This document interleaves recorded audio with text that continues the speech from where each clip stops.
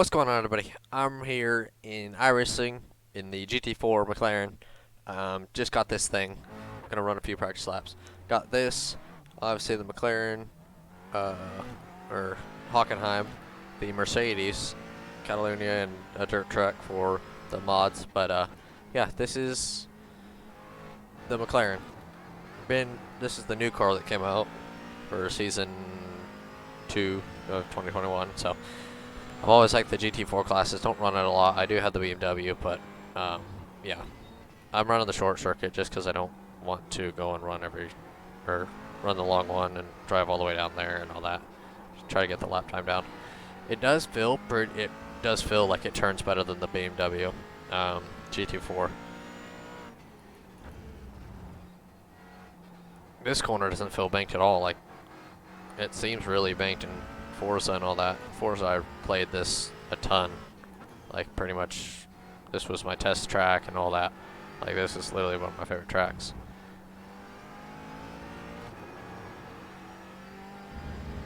Coming to the front straight. Did a few practice laps. Was not good at all, so had to turn on the braking line. Can't just wing it. That's a pretty good corner. I might run a race or two in this.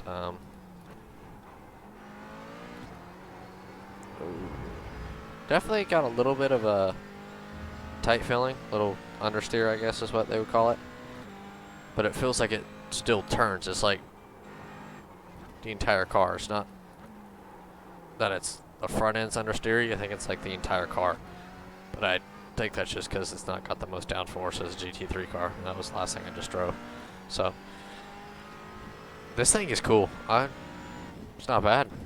If you're gonna go for a GT4 car, I would go this or the BMW, and it's kind of up to you guys. The BMW is going to be a lot quicker straight-away speed. I know that for a fact, but BMW is like 10 miles an hour faster than everything, like the Audi and the Porsche. But than this, I don't know. It's probably in between, a little bit more better than the Porsche handling, or than the BMW handling, but less corner as the Porsche, so just kind of depends. I'll do some tests once I have the Porsche, maybe. Thought about buying that, but I'll probably just do some tests before I race it or whatever between the BMW and this.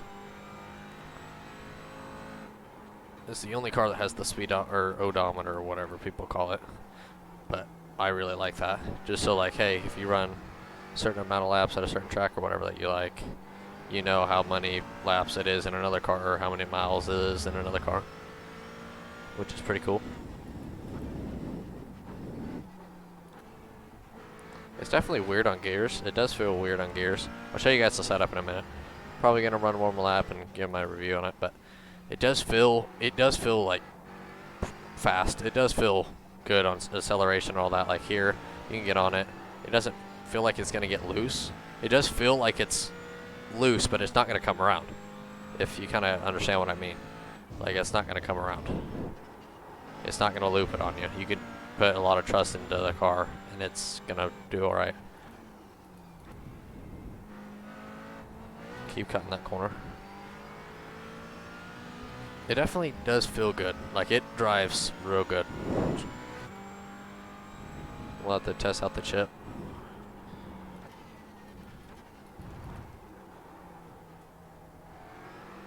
Staying in second pretty much every slow corner. Gonna slow down, go to third, wrap the apron, get a little bit of a run. There we go. So you're kind of getting the layout.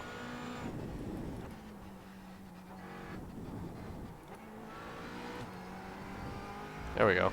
That was a really good corner. This is always fun, and then up until here, least favorite corner of the track, but still a really good one in general. This section's fun. I really like this. Well, that's going to do it. We're going to see what kind of lap time. That was a pretty decent lap. You can probably go a lot quicker. Traction control's still on. It doesn't have a clutch, so no burnouts. Let's hear the chip. Sounds weird. There's no burnouts in it, which kind of sucks. I mean, yeah, you can just see. Like, and this is, if I go to normal, it ain't gonna do any. Wait, hold on. If I go to track, does it do it more? Minimum assist is what it said. Here, let me show you guys. There, let me go back. Do the same thing.